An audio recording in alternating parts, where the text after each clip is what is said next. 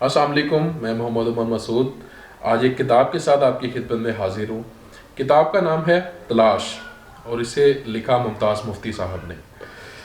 ممتاز مفتی صاحب سے میرا پہلا تعارف اسی کتاب کے ذریعے ہوا۔ ممتاز مفتی صاحب اردو ادب کا ایک بہت بڑا نام، اور یہ کتاب تلاش ان کی زندگی کی آخری کتاب تھی جو ان کے بقول ان سے زبردستی لکھوائی گئی تھی۔ اس کتاب کو لکھتے ہوئے ایک وقت ایسا آیا کہ ممتاز مفتی صاحب کی ہمت جواب دے گئی اور وہ اس کتاب کو ایسے ہی ادھورا چھوڑ دینا چاہتے تھے، لیکن ان کے دوست اور ایک بہت بڑے مذہبی اسکالر پروفیسر احمد رفیق اختر صاحب نے زور دے کر ان سے یہ کتاب مکمل کروائی، اور آج یہ اردو ادب میں ایک بہت بڑا کنٹریبیوشن ہے۔ مفتی صاحب کا انداز بیان بہت ہی سادہ ہے۔ اپنی اس کتاب کے بارے میں وہ کہتے ہیں کہ یہ کتاب نہ فلسفے پیش کرتی ہے، نہ علمیت چھانٹتی ہے، اور نہ ہی دانشوریاں پیش کرتی ہے۔ وہ اس کے بارے میں کہتے ہیں کہ اگر آپ سنجیدہ اور مدلل مطالعہ کے خواہش مند ہیں تو میرا مخلصانہ مشورہ یہ ہے کہ آپ اس کتاب کو مت پڑھیں، خواہ مخواہ وقت ضائع ہوگا۔ اس کتاب میں مفتی صاحب بہت سے ایسے سوال اٹھاتے ہیں کہ جن کو ہم محض اسی لیے نظر انداز کر دیتے ہیں کہ یا تو ہم جاننا نہیں چاہتے یا جان کر بھی کیا کریں گے۔ مثلا مسلمان کون ہوتا ہے؟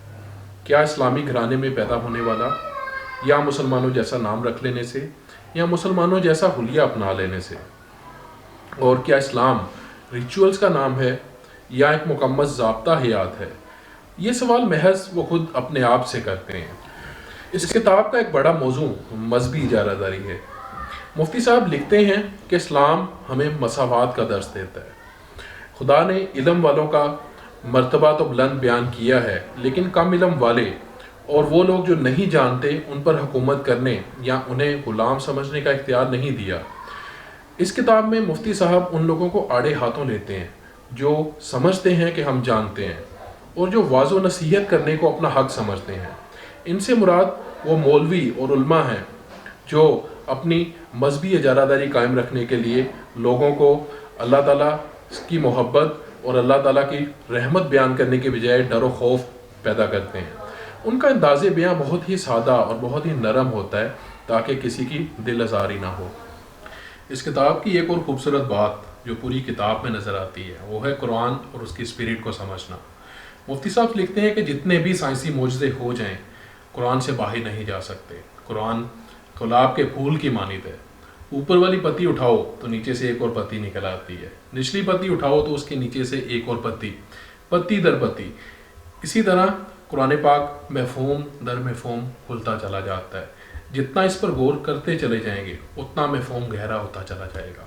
لیکن مفتی صاحب کہتے ہیں کہ ایک خاص مکتبہ فکر نے، ایک خاص مخصوص طبقے نے قرآن کے اوپر والے مفہوم کو ہی حتمی اور آخری مفہوم سمجھ لیا ہے۔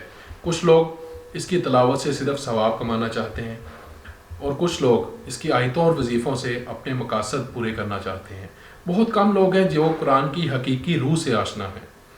اس کتاب میں مفتی صاحب دور حاضر کے کچھ چیلنجز اور غلط فہمیوں پر پردہ اٹھا کر حقائق و واقعات کی روشنی میں یہ ثابت کرتے ہیں کہ آج کے دور میں اللہ اور اس کے رسول صلی اللہ علیہ وسلم کی رہنمائی سے ہی انسان اپنی مشکلات اور مسائل کا مداوع کر سکتا ہے۔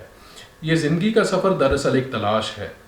یہ تلاش جس کی کوئی منزل نہیں، انسان تلاش کرتے کرتے اس دنیا سے چلا جاتا ہے، لیکن اگر اس تلاش کے سفر میں اللہ کی کتاب کو ساتھی بنا لیا جائے اور اس سے رہنمائی حاصل کی جائے تو انسان بہت سی رکاوٹوں سے بچ سکتا ہے۔ رکاوٹیں دراصل حرکت کو ممکن بناتی ہیں۔